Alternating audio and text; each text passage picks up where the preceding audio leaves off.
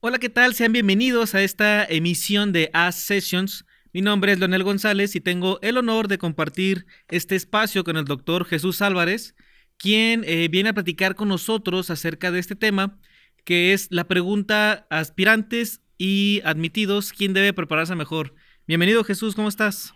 Hola Leonel, mucho gusto, encantado de estar aquí. La verdad es que un tema bastante importante, porque muchas veces cuando vas saliendo de la prepa te preguntas qué es lo que sigue, qué es lo que tengo que hacer para lograr entrar a la universidad, pero a veces nos quedamos con que una vez que ya entramos, ya va a ser todo bonito, va a ser todo sencillo y sin lugar a dudas la vida de universitario pues cambia completamente a lo que estamos acostumbrados. Y sí, la verdad es que vale la pena, vamos a estarlo comentando el día de hoy. Muchas gracias por haberme invitado. Gracias a De ti. nuevo, saludos a todo el público en general. Espero que esto les sirva bastante, ya que en lo personal, hablando un poquito en mi experiencia, a mí no me tocó tener un hermano mayor que me dijera, oye, en la prepa cuida tu promedio, échale ganas, porque al momento de hacer el examen de admisión, pues va a ser todo un proceso muy complicado o es un filtro enorme en el que miles de estudiantes se quedan fuera de la universidad y que si no tienes o no estás económicamente con la posibilidad de pagar una universidad privada, pues se vuelve todo un tema muy complejo, ¿no?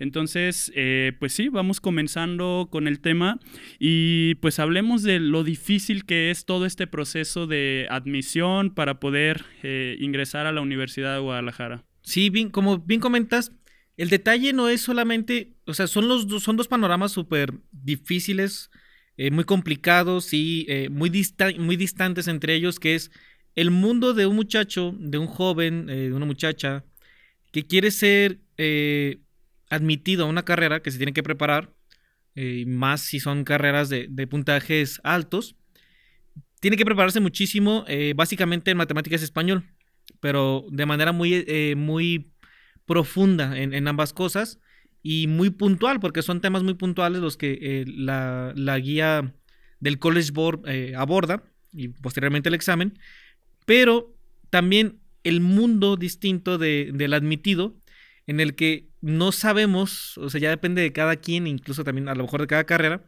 pero se debe preparar incluso mucho más eh, el admitido una vez que está dentro de la carrera, porque las materias que tiene, para empezar, va a tener 6 7 materias en el primer semestre. Cada materia con un maestro distinto y pues cada maestro es un mundo. Desde maestros que a lo mejor sí tienen mucha vocación, maestros que a lo mejor son más estrictos. Hay de todo, o sea, la verdad es que la universidad, en todas las universidades, pasa esto. Y el detalle es como tratar de abordar qué consideramos nosotros que es más complicado en esa etapa, cuando recién eres admitido y cuando ya vas a hacer o cuando vas a hacer tu trámite. Entonces, en el caso, por ejemplo, del trámite a la Universidad de Guadalajara, se tienen que preparar en matemáticas y español. ¿Qué consideras tú que es más complicado de aprender a lo que tú has visto? Porque tú has sido maestro de las dos materias tanto en ti cuando tú tuviste que aprenderlo, como ahora que estás de la parte de maestro, ¿qué consideras que es más difícil para el aspirante mejorar? ¿Matemáticas, español o algún tema en específico? ¿Cuál es tu opinión de esto? Es una excelente pregunta, Leo, porque bueno, en mi experiencia en matemáticas era una materia que se me hacía sencilla, la verdad. Y creo que la mayoría de los alumnos cuando llegan, matemáticas es un área en la cual aprenden más sencillo. ¿Por qué? Porque es una materia exacta en la que tú al alumno le dices, 2 por 2 es 4 y prácticamente esa es la respuesta. Entonces, si pones a practicar el alumno con diferentes ejercicios y demás, el alumno puede ser que lo entienda al 100%, que eso es nuestro objetivo como maestros, que tú también das la clase de matemáticas. O puede ser que no lo entienda al 100, pero en realidad el alumno de tanto hacerlo va a aprender, o cuando se tope con un ejercicio muy parecido, aunque los números sean diferentes, pues va a decir, ok, este ejercicio ya lo había respondido de esta forma y llegan a la respuesta. El mismo Así es, reproduce el mismo procedimiento. Sin embargo, en verbal, en mi experiencia como maestro, que estuve varios semestres, de hecho yo inicié aquí dando clases de matemáticas. Posteriormente, por azares del destino, me ponen a dar clases de lectura y redacción. Entonces, cuesta bastante hacer que el alumno razone, porque la parte de lectura estamos actualmente muy inmersos en ver videos, somos muy visuales en el aprendizaje. Y cada vez nos ahondamos más en la lectura, en estar en los libros, buscando información y demás. No sé si te ha pasado, incluso tú lo has hecho, yo lo he hecho, lo admito. De repente que quieres saber sobre un tema, vas y buscas un video en YouTube de 10 minutos y dices, ok, ya lo entendí, ya vi lo que necesito. Pero no vas y lees acerca de una información. Y de hecho pasa mucho ya como siendo universitarios. Entonces, imagínate un alumno que va saliendo de la prepa, donde muchas veces ni siquiera los maestros te exigen, te ponen a leer y demás. Pues tomar esta parte, ponerte a leer, decir que tienes que hacer un examen que consta de 50 preguntas, de 70, 100 preguntas, las que sean, y que tienes que estar leyendo una lectura para contestar 3 preguntas a veces, o sea, es muy complejo. Y más que nada porque no hay fórmulas, no es lo que le digo yo a los alumnos, en verbal no hay una fórmula exacta que te diga, esta pregunta se contesta de esta manera y ya no hay ningún error. Porque, por ejemplo, las inferencias, o sea, involucra que tú entiendas la lectura, que lo razones y que lleves a partir de eso una conclusión. Entonces, creo que sí la parte de verbal, si el alumno llega con 0 hábito de la lectura, le va a costar mucho trabajo. Entonces, sí yo lo consideraría como una de las partes en las que le cuesta más al alumno alcanzar un puntaje mayor y pues que esto vaya de la mano junto con matemáticas para poder ser admitido. Sí, precisamente ahorita mencionaste algo que me hizo recordar a una alumna que una vez en clase me decía, profe, es que a mí se me hace muy fácil aprender mate porque, como mencionabas tú, es exacto. O sea, usted me enseña los ángulos de un triángulo, siempre van a dar 180, sin importar qué tipo de triángulo sea. Y no importa que yo esté desvelada o que esté atenta o que esté feliz o que esté triste, siempre va a dar 180. Pero en lectura y redacción hay textos que sí, depende qué tan cansada me sienta, o si ahora vengo de buenas o vengo con ganas de leer o nomás no, a veces las entiendo muy bien y a veces no las entiendo. O sea, y ella me comentaba eso y yo pues me puse a pensar que pues sí es cierto, o sea, tal vez por eso se les complica. A lo mejor se supone que pues, en muchas lecturas tienes que tratar de ponerte en el lugar del autor y entender lo que quería dar a entender, pero tal vez ni siquiera el mismo autor sabe qué quería dar a entender en ese momento, o incluso si el mismo autor vuelve a leer su texto es como, sí, cierto, esa vez andaba así, o esa vez andaba muy filosófico, andaba muy triste, ese día estaba contento por tal situación, y tal vez hasta el mismo autor ya no lo vuelva a leer con el mismo sentimiento. Y el chiste es que, pues en lectura, pues parte de muchas cosas, porque es muy completa la lectura, deben ponerse en la misma sintonía que el autor cuando lo escribió, y eso es complicado. Cada cabeza es un mundo y sí se vuelve muy, muy, muy difícil para el aspirante. ¿Qué consideras tú si pudieras dar como a lo mejor, no sé, 3 recomendaciones, tanto para matemáticas como para lectura y redacción enfocado para el examen de admisión? ¿Qué recomendaciones darías así tal vez que tú digas, yo he visto que mis alumnos tal vez se equivocan en esto y yo trato de recomendarles tal cosa? O de manera general, ¿qué recomendarías para matemáticas y para lectura y redacción? Ok, fíjate que voy a dar un punto clave que sé que va a sonar trillado y lo puedo agregar como dentro de esos 3, que sean 4. Ajá. Pero creo que la parte esencial para contestar el examen sería leer bien. Uh-huh. Parece algo básico, algo burdo y bobo, pero créeme que pasa en todos los extractos. Por ejemplo, yo estoy próximo a presentar un examen bastante importante.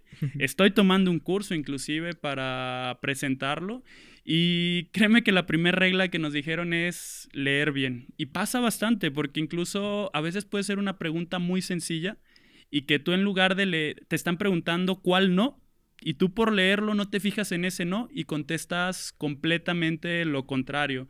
Entonces, creo que la primera cosa que yo les recomendaría a todos los alumnos es lean bien, porque también como están bajo presión o tienen un tiempo para contestarlo, muchas veces lo quieren leer tan rápido que ni siquiera entendieron la pregunta y eso pues genera la mayoría de los errores. Entonces, ese sería el primer consejo. En cuestión de matemáticas, algo que yo les recomiendo a los alumnos desde el primer día es practicar otra vez las tablas de multiplicar, perdón. Creo que es la parte esencial porque muchas veces no es que el alumno no entienda cómo hacer una regla de 3, no es que el alumno no sepa cómo hacer una fracción, sino es que no se saben las tablas y muchas veces se equivocan en una simple multiplicación. Entonces, repasar, comenzar a hacer cuentas de manera mental, eso en matemáticas es sin duda inigualable. Eso sería un segundo consejo. La otra, pues la verdad es que es practicar. En matemáticas, como te decía desde un principio, es una ciencia exacta que si bien es cierto no te sabes la fórmula, que si tú no sabes que todos los ángulos internos de un triángulo siempre suman 180 grados y te ponen un ejercicio de este tipo, pues va a ser muy difícil que puedas contestar el valor de uno de los 3 ángulos. Pero el que tú estés practicando, el que lo estés haciendo, pues obviamente va a hacer que comprendas, que lo entiendas y que pues en algún momento ya no se te olviden esas fórmulas. Sí. No sé si te ha pasado, pero muchas veces los alumnos te preguntan de, profe, es que ¿cómo se acuerda de tantas fórmulas, de tantos datos? Y no es que lo sepas todo de memoria o al 100%. O en un principio, obviamente llegas, das la clase y también tienes nervio. Sin embargo, el estarlo repasando, el estarlo repitiendo, pues te va a ayudar bastante a que se te quede grabado todo. Y pasa incluso en mi profesión. O sea, al principio, por ejemplo, yo decía, ¿cómo me voy a aprender tantas dosis de medicamentos? ¿Cómo voy a saber qué medicamento le voy a dar a una enfermedad y demás? Y la verdad es que una vez que entras al hospital, que estás enfrente de un paciente, que tienes que ver qué vas a hacer por él, pues obviamente el que estés recetándolo, el que estés dando ese medicamento, pues hace que ya se te quede grabado y prácticamente lo haces en automático, como manejar un coche, diría así, que es un ejemplo sencillo. Y por último, el último consejo que les daría es ser muy prácticos. Es decir, ¿a qué me refiero con esto? No divagar. Creo que para verbal ayuda bastante. Incluso a veces en matemáticas... Sí, en matemáticas pasa un buen. Nos hemos peleado como maestros a veces de que un profesor dice, es que yo entiendo que dice esto, yo entiendo que dice otra cosa. Entonces, piensen de manera sencilla. De hecho, a mí me gusta utilizar este ejemplo cuando enseño inferencias en mis clases. Una inferencia es hacer una conclusión sobre algo, sobre 1, 2, 3 palabras que te digan. Me gusta utilizar este ejemplo que digo, ok, Lupita fue al doctor, ¿qué infieres de eso? Y de repente hay gente que me dice, tenía diarrea, tenía fiebre, tenía tos. Y en realidad son conclusiones válidas, pero que en el examen puede hacer que caigas en una respuesta incorrecta. ¿Por qué? Porque si te dan nada más 3 palabras, 4, Lupita fue al doctor, pues yo no sé por qué fue en realidad. O sea, puedo sacar miles de conclusiones, pero vete a la manera más sencilla. Fue al doctor, ¿por qué? Probablemente está enferma. Entonces, piensen de manera práctica, tanto en lectura como en matemáticas, y eso les va a ayudar bastante. Incluso te ha tocado cuando hacemos el proceso de selección de maestros de matemáticas, que hemos tenido maestros que son ingenieros y que les cuesta trabajo contestar ejercicios porque los quieren contestar de manera muy compleja. Sí, muy metódica, y es irse a lo simple, a lo básico. Ahora vamos a cambiarle, nos vamos al otro mundo, que es el mundo de las personas que ya entraron, que ya con el dictamen son admitidos. Aquí ya es entrarle a otro mundo súper complejo.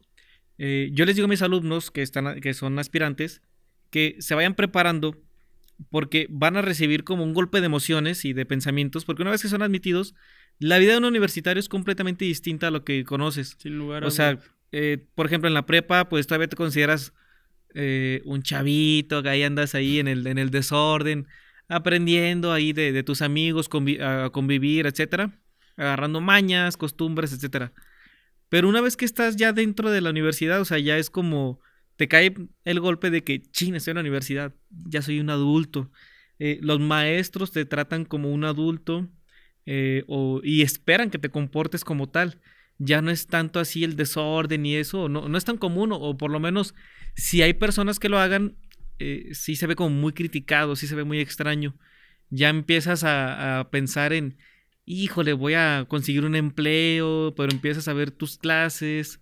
O sea, ya es meramente un proyecto tuyo. O sea, es tuyo desde que tú lograste ser admitido, tú agendaste tus materias y a ver cómo las haces para pasarlas tú. O sea, es un mundo completamente distinto, pero creo yo que en muchas carreras, si no es que en todas, sí es necesario ir o estar preparado para los primeros días de clase. Por ejemplo, yo cuando yo estudié ingeniería química, cuando entré sí, yo me sentí muy perdido en matemáticas. O sea, y tuve que repasar muchísimo. Tuve maestros muy pacientes, la verdad, muy buenos maestros. Pero yo me sentía súper perdido. Y veo alumnos que me dicen, no, profe, es que, si me hubiera quedado nada más con lo que vi en la prepa, o sea, no lo hubiera armado. Y también lo veo mucho en mis alumnos que entran a medicina. Y pues, qué mejor que tú para que nos expliques esto. O sea, ¿qué crees tú? ¿Tú sentiste así un golpe o muy fuerte? El chino, o sea, era un muchacho de prepa y ahora tengo que estar en la carrera y es mucho lo que tengo que aprender, estudiar, memorizar. ¿Cómo se vive ese proceso? En el caso de medicina, ¿cómo se vive? Fíjate que sí es un balde de agua fría, pero enorme. O sea, el cambio es diferente porque el prototipo del alumno que va a medicina es el típico chavito que siempre le echa ganas a la escuela, que siempre sacó 100, que siempre estuvo en el cuadro de honor, o que todos los maestros llegaban y tú eres el mejor, eres muy inteligente y demás. Llegas el primer día a la Universidad de Guadalajara, aquí en Cooks, en Cutonalá, en cualquier... Yo creo que independientemente del centro, en medicina llegas el primer día y los doctores... desafortunadamente pasa, y yo nunca lo he entendido, llegan a quererte decir que acabas de entrar a lo peor que te ha pasado. ¿Por qué? Porque no te van a bajar de tonto, de que si no lees o que si no estudias no vas a saber nada, y en realidad pasa. O sea, alumnos que están impuestos a sacar 100 llegan y en su primer departamental o en el primer examen 60, 50, 40 lo reprueban. Entonces, eso es algo frustrante para una persona que está impuesta siempre al éxito o a tener buenas calificaciones y que de repente se vaya hacia abajo. Eso es un golpe muy fuerte. La otra es que, pues sí, también ya llegas, vas con el miedo porque desde que estás haciendo trámites a medicina, si tienes amigos que ya están ahí, te van metiendo el miedo de que la carrera es muy pesada, de que tienes que estudiar, de que no vas a tener vida social y mentalmente como que te preparas para eso. Ya vas, o sea... Y no de buena manera, sino que ya vas con ese miedo desde un principio a que todo va a estar feo y de alguna manera cualquier cosa que te digan hace que se sientan tristes, que se sientan agobiados, que se sientan desesperados, a tal punto que puede ser un factor para que muchas personas se salgan desde primer semestre. Que sí, cuando yo ingresé al primer semestre tuve compañeros que se dieron de baja. El otro punto importante aquí es también que pues llegas y todos los maestros, como dices, creen que ya sabes todo. Siendo que, o sea, ¿cuándo en la vida te enseñan anatomía? Pues no. En la secundaria, en la preparatoria. Si ves química, si ves física, si ves biología, es muy a grosso modo, es una pincelada. Y pues llegas acá a los primeros semestres de medicina y tienes que tus conocimientos profundizarlos y extenderlos de mayor forma. Porque, por ejemplo, sí, en la primaria, quizá en la secundaria te dijeron que hay células procariotas, que hay células eucariotas, que tienen un núcleo, pero llegas a histología, por ejemplo, y el maestro de histología llega y te dice, de aquí a mañana tienen que leer el capítulo completo de célula. Del libro más común que es ahí en Cooks o bueno en medicina que se utiliza, que es el Ross, y pues el capítulo de célula prácticamente son entre 100 y 110 páginas. Entonces, de un día para otro. De un día para otro. O proponle tu clase es el lunes y para el miércoles ya tuviste que haber leído ese capítulo. Es prácticamente imposible. Entonces eso genera, yo lo vi, afortunadamente no me pegó tanto eso, pero yo veía compañeros o compañeras que lloraban. Pero eso también puede ser muy malo, porque muchas veces los alumnos o mis compañeros se la pasaban llorando y yo les decía, ok, es que llegas, te pones a llorar, tu cuerpo va a reaccionar, le va a dar sueño, te vas a dormir, te vas a levantar a las 10 de la noche, ya se te fue todo el día, otra vez vas a llorar y se vuelve un círculo vicioso, perdón. en el que no alcanzas a leer todo, no alcanzas a comprender, porque principalmente eso, lees 10 renglones y no entendiste absolutamente nada por el nuevo vocabulario. Entonces sí es un reto completamente enorme el que es el primer semestre para un alumno de medicina, y más que es un semestre pesado por todo lo que tienes que aprender y por la carga de materias que tienes. Porque tienes en primer semestre anatomía, histología, embriología, tienes bioquímica también. Con esas 4 materias prácticamente tienes para acabarte toda la semana. ¿Qué materias consideras tú como las más importantes o difíciles de los primeros 2 semestres de medicina? Ok, sin lugar a dudas, con afán de que si algún maestro o doctor me está viendo, no se me vaya a sentir, todas las materias son muy importantes. Sin lugar a dudas, todas las vas a volver a retomar o a utilizar a lo largo de la carrera, pero creo que una materia sumamente relevante, importante para los siguientes semestres, el segundo semestre que me preguntas, es bioquímica. ¿Por qué? Porque bioquímica te va a ayudar al alumno no solamente a memorizar, porque en anatomía sí necesitas comprender o entenderlo, pero necesitas memorizar. Si tú no te sabes que el cuerpo o el brazo está conformado por el húmero, por el radio, por el cúbito, las falanges que forman los dedos y demás, si eso no lo memorizas, pues obviamente ya valiste. Pero si lo memorizas no pasa nada. Ya sabes que ahí está un número, que hay un radio, que hay un cúbito en cada brazo. En cambio, bioquímica hay que comprenderla. No solamente saber que la bioquímica hay carbohidratos, proteínas, lípidos, hay que entender cómo pasan todos estos procesos. Incluso imaginarte cómo alguien en algún momento se le ocurrió o pensó, una vez que la glucosa, que es un carbohidrato, entra a la célula, esta debe pasar un chorro de procesos para que pueda formar energía, que se llama ATP, y tus células puedan funcionar. O sea, ¿a quién se le ocurrió? Entonces, debes imaginarte todo este proceso, memorizar, pero más que nada, comprenderlo. Porque si tú lo comprendes, te va a ayudar a entender muchos procesos que ya en segundo semestre vas a llevar fisiología, y prácticamente la fisiología va muy de la mano de la bioquímica, porque en segundo semestre vas a ver fisiología, que es la materia que considero más importante de segundo semestre y de toda la carrera. Porque un médico que sabe de fisiología va a saber de fisiopatología, que es el otro lado de la moneda, entender cómo el cuerpo se enferma. Y pues obviamente va a saber o va a poder comprender mejor la clínica, saber por qué el paciente se enfermó, qué enfermedad tiene en todo caso, y pues poderle dar un tratamiento adecuado. Pero si tú entendiste bioquímica desde un principio, vas a saber fisiología, por qué, cómo el cuerpo funciona, por qué yo ahorita que estoy moviendo este brazo, miles de reacciones pasaron en ese momento para que una célula le haya dicho a la otra, oye, tenemos que contraernos, hablando del músculo. Y pues sí, creo que esas 2 son las materias más importantes, tanto de primer semestre bioquímica, segundo semestre fisiología.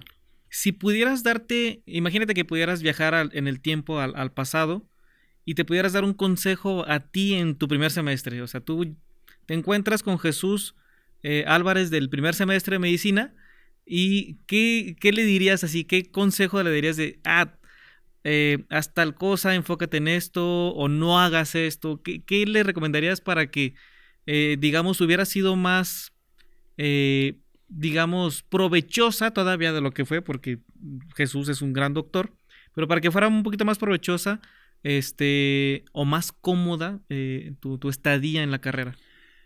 Ok, ¿qué le diría? Iba a decir una broma, pero mejor no, porque pueden desalentarse. Ya no estudies, salte. No estudies medicina. Aléjate. No, la verdad es que no, yo disfruto, la medicina se disfruta bastante, sin lugar a dudas. Me emociona ver que a mis alumnos que apenas están, todavía antes de ingresar a medicina, que están haciendo el trámite cuando estoy en Capacitación dando clases, porque siempre llegan y, profe, es que es la mejor carrera, es una carrera muy humanitaria, yo quiero salvar el mundo, quiero ayudar a las personas, y obviamente creo que la mayoría entramos con esa ilusión, con ese sueño, ¿no? Y pues ya cuando estás ahora sí que dando golpes como tal, pues te das cuenta, de hecho, de cómo es todo un panorama completamente distinto. Pero bueno, ¿qué le diría a Jesús Álvarez de primer semestre? Una es que aprenderse a organizarte es sumamente esencial, porque lo que te decía, el primer semestre es tan frustrante que muchas veces los alumnos se la viven tan frustrados que no aprovechan el tiempo. Porque, por ejemplo, un alumno de primer semestre, en mi caso, yo tenía clases de 7 de la mañana a 3 de la tarde casi todos los días, algunas veces hasta las 5, no todos. Y, por ejemplo, sales a esa hora, lo que te decía, llegas a tu casa, mi recomendación sería llega a tu casa, come, y si quieres o tienes sueño, date una siesta de 1 a 2 horas, levántate a las 7 de la tarde, si llegaste a las 3, 4 de la tarde a tu casa, levántate a las 7 y si de las 7 de la tarde a las 11, 12 de la noche te pones a leer con periodos de 1 hora, 45 minutos, por ejemplo, y descansas 15 minutos, créeme que con 4 horas diarias que Jesús Álvarez hubiera leído durante todo el primer semestre, tuviera más conocimientos, o sea, de los que me gustaría o de los que hubiera querido tener, o no hubiera tenido que leer tanto, por ejemplo, ahorita que me estoy preparando para el examen nacional, que también viene en el examen nacional o preguntan ciencias básicas. Entonces, creo que esa sería una parte fundamental, el saber, que tú que tú actualices tus tiempos. Ajá. O que tengas establecido ya un método de estudio. Eso sería lo más importante. 2, no te frustres. Tanto maestros, les digo, doctores como instructores se van a enfocar en hacerte la vida difícil, en decirte que medicina es lo más difícil, y eso es cierto, que no todo mundo que hagamos el examen nacional vamos a quedar admitidos o vamos a ser elegidos para hacer una residencia médica, pero que sin lugar a dudas, si es un proyecto que tú tienes, pues hay que darle, y no porque a alguien le haya ido mal en la feria, porque diga que es difícil, pues tú desmotivarte, que muchas veces pasa eso. Por ejemplo, a las mujeres inclusive todavía suele pasar mucho que llega el típico doctor y les dice que escogieron una carrera muy fea, muy difícil, que porque como mujeres no van a poder tener hijos o si piensan casarse y demás. Y yo lo entiendo, o sea, es parte fisiológica del cuerpo de la mujer para tener hijos y todo. A mayor edad hay mayor riesgo de mutaciones a nivel celular y que tu hijo pueda salir con algún síndrome y todo, pero creo que como mujer, si ellas ya ingresaron y todo, y es su proyecto, adelante. Que es su decisión, al final de cuentas. E incluso como hombre. También, si como hombre quieres tener familia, yo no me imagino, por ejemplo, ahorita teniendo un hijo, entrando a la residencia y tener que mantener una familia y todo eso, o sea, también sería difícil porque un sueldo tanto de médico interno como de médico residente en verdad que no alcanza para mantener una familia, por ejemplo. Así que no se dejen, yo le diría eso a Jesús Álvarez, que no se sienta triste, que no sienta que no sirve por comentarios que hagan los maestros o los instructores al respecto. Y eso pasa bastante. Y la otra, que disfrute el proceso. Muchas veces nos la pasamos pensando en cuando sea médico subespecialista, de que el chiste típico, ¿no? De quiero ser oncocirujano, cardiólogo, pediatra, todas las especialidades que quieras ahí. Y te la pasas pensando en eso. Cuando sea el subespecialista, el médico de base, que tenga dinero, que traiga mi coche, yo voy a ser así. No, no vale la pena pensar en eso. Creo que muchas veces sí está bueno tener metas, tener un futuro, ambiciones, un futuro, así es, pero disfrutar el proceso es lo mejor. Tener amigos, tener alguien que te ayude. En medicina pasa mucho que sean muy egocéntricos todos y no te sirve de nada. Al final de cuentas, si no tienes un equipo que te esté ayudando, no vas a servir para nada.